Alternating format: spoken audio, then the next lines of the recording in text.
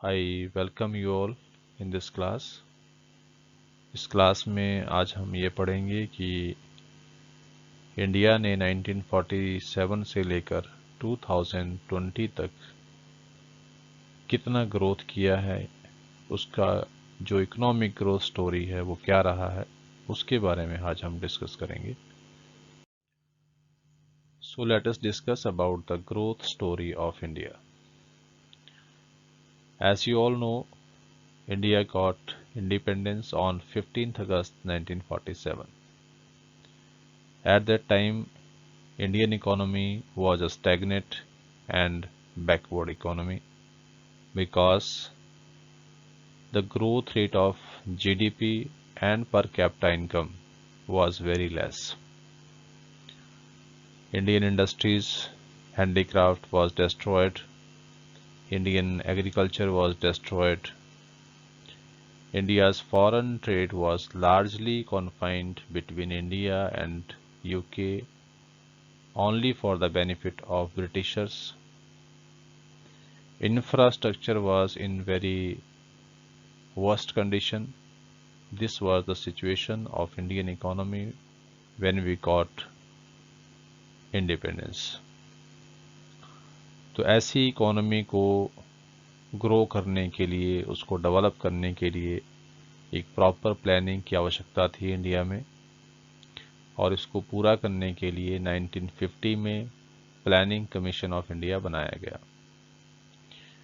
Planning commission of India ने 1951 से लेकर 2017 तक 12 5-ईयर प्लान्स बनाए, और उन प्लान्स के शॉर्ट टर्म और लॉन्ग टर्म ऑब्जेक्टिव्स रहे हर प्लान के. बीच में कुछ 1-ईयर प्लान भी बनाए गए क्योंकि उस समय देश की राजनीतिक या सामाजिक स्थितियां जो थी वो सही नहीं थी, या आर्थिक स्थितियां सही नहीं थी. सो इसलिए 1-ईयर प्लान उस समय बनाने पड़े. इंडिया में 1956 में IPR 1956 बनाया गया, और उसमें गवर्नमेंट सेक्टर को लीडिंग रोल दिया गया इंडस्ट्रियलाइजेशन के लिए, for the growth and development of nation. Private sector के ऊपर कई तरह के कंट्रोल्स लगाए गए, उसको रेगुलेटेड रखा गया, और उसको एक तरह से इकोनॉमी में सेकेंडरी रोल दिया गया for the growth and development. So government ने बहुत सारा इन्वेस्टमेंट किया, डाइवर्सिफिकेशन ऑफ इंडस्ट्रीज हुआ, growth of basic and heavy industries हुआ. हमारे यहाँ पर इंपोर्ट सब्स्टिट्यूशन पॉलिसी को फॉलो किया गया, और उससे हम कंज्यूमर गुड्स के मामले में काफ़ी हद तक हम लोग आत्मनिर्भर भी बने. उसके बाद एग्रीकल्चर सेक्टर में एक रेवोल्यूशनरी चेंज लाया गया.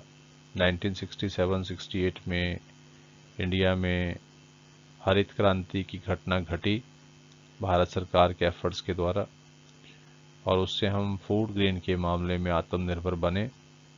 ये इंडिया के लिए एक बहुत बड़ी अचीवमेंट थी. जो हमारा फॉरेन ट्रेड था उसमें सुधार हुआ. अब हमारा फॉरेन ट्रेड सिर्फ यूके और इंडिया के बीच में नहीं था, बल्कि उसके ट्रेडिंग पार्टनर्स में USA, UAE, China, Japan, Australia, Singapore, इस तरह के बहुत से देशों के साथ हमारा व्यापार बढ़ा, और बहुत सारे सोशल रिफॉर्म्स भी आए इंडिया में. तो एक तरह से बहुत सारी तरक्की देश ने की.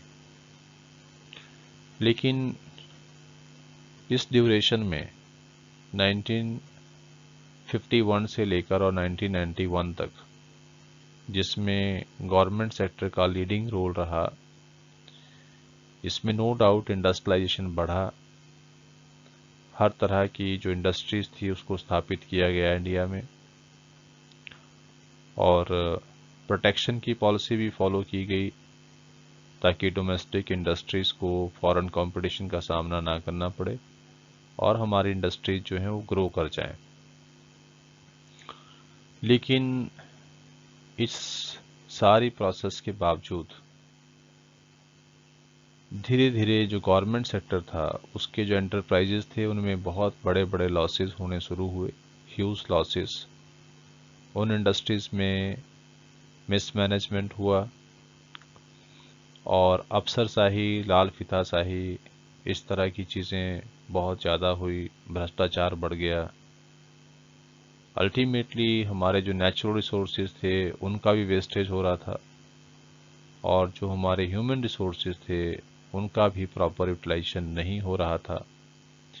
ऐसे हालात बने देश में कि फॉरेन एक्सचेंज रिजर्व्स जो है वो बहुत कम बच गए हमारे पास। सिर्फ 2 हफ्ते की इंपोर्ट बिल्स की पेमेंट के लिए हमारे पास फॉरेन एक्सचेंज बचा था और ऐसे में फिर इंडिया को अपना गोल्ड रिजर्व जो है वो प्लेस करना पड़ा वर्ल्ड बैंक के पास और उसके बाद उसको फॉरेन एक्सचेंज वहाँ से मिला और इंडिया ने अपने जो फॉरेन एक्सचेंज रिक्वायरमेंट्स थी उनको पूरा किया। ऐसे हालात को देखकर देश में एक नई इकोनॉमिक पॉलिसी की आवश्यकता महसूस की गई और 1991 में इंडिया में न्यू इकोनॉमिक पॉलिसी को इम्प्लीमेंट किया गया और इस पॉलिसी का नाम था एलपीजी पॉलिसी। इसको हम इकोनॉमिक रिफॉर्म्स भी कहते हैं और इसमें लिबरलाइजेशन, प्राइवेटाइजेशन और ग्लोबलाइजेशन, इस पर फोकस किया गया इंडियन इकोनॉमी का। उसके बाद इंडियन इकोनॉमी में कई तरह की डायनामिक चेंजेस आई, उसके बारे में हम डिस्कस करेंगे।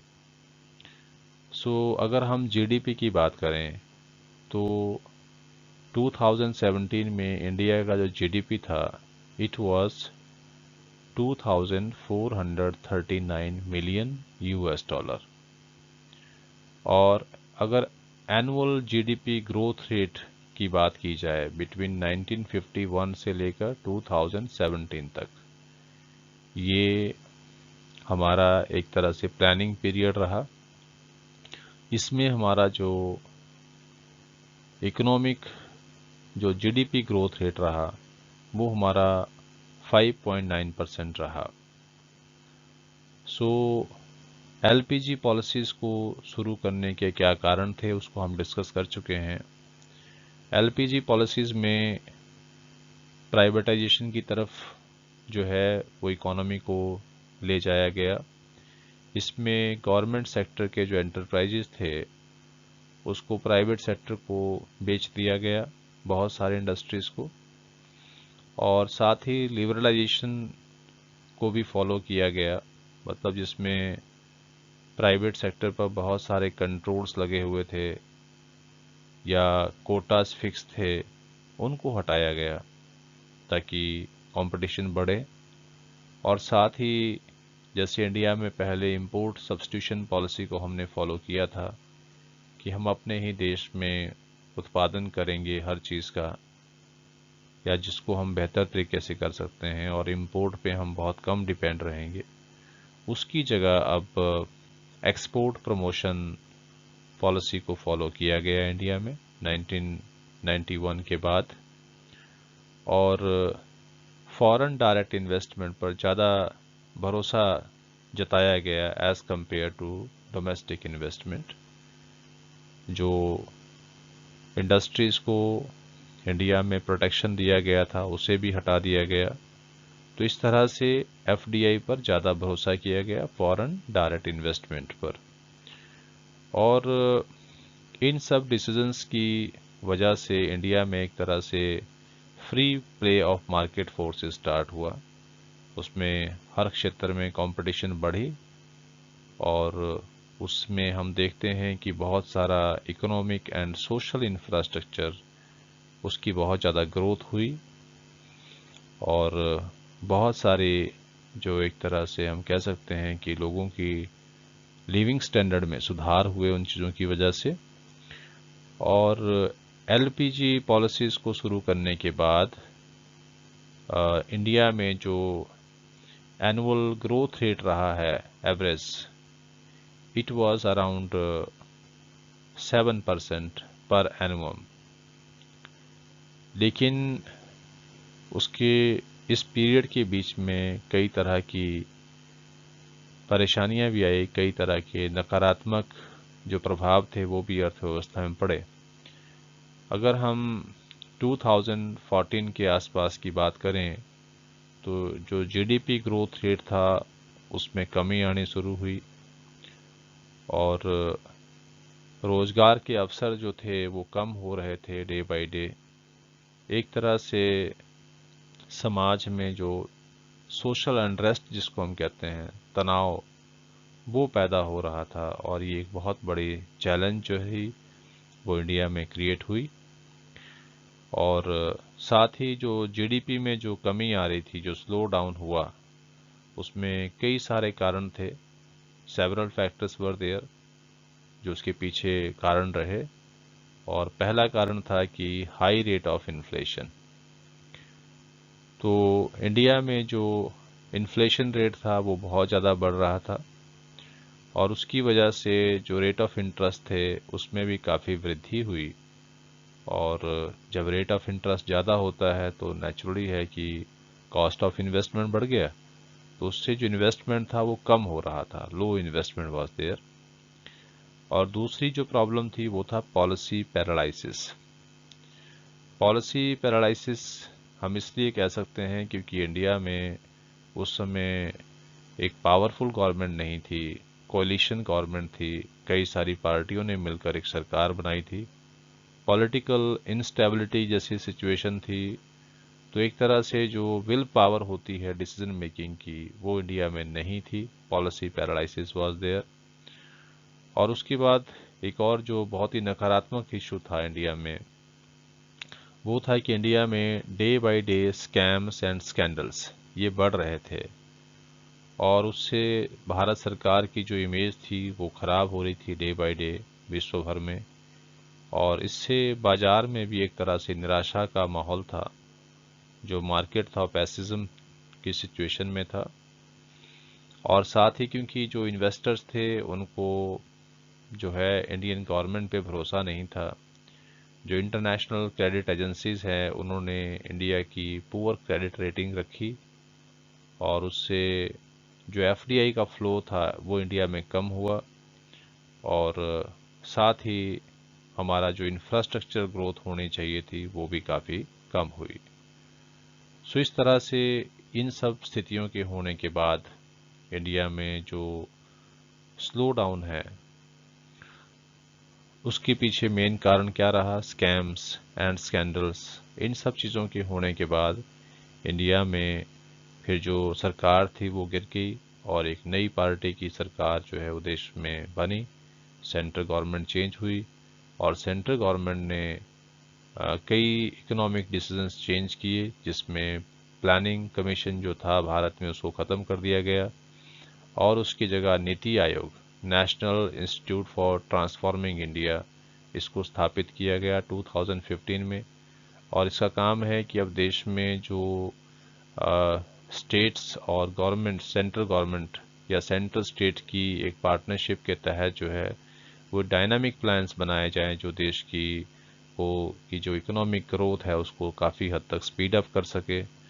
और कई सारे रिफॉर्म्स जो हैं इंडिया में शुरू किए गए हैं रिसेंटली ही। इकोनॉमिक जैसे हम कह रहे हैं स्फीयर, जैसे जीएसटी को लागू किया गया है और बैंकिंग सेक्टर में भी कुछ रिफॉर्म्स देखने को मिले हैं। तो इस तरह की चेंजेस जो हैं वो लाई गई है और एम्प्लॉयमेंट को बढ़ाने की दिशा में भी सरकार की तरफ से कुछ स्टेप्स लिए गए हैं जिनको हम ऑलरेडी कुछ दूसरे क्लासेस में या चैप्टर्स में पढ़ चुके हैं। So this was the growth story of India. तो इंडिया में 1947 के बाद और अभी 2019-20 तक किस तरह की इकोनॉमिक प्रोग्रेसेस हुई, किस तरह की चेंजेस आई, इसके बारे में हमने डिटेल में डिस्कस किया। So dear students, if you find this content meaningful and helpful to you, then please share it to others also so that they can be benefited too. Thank you.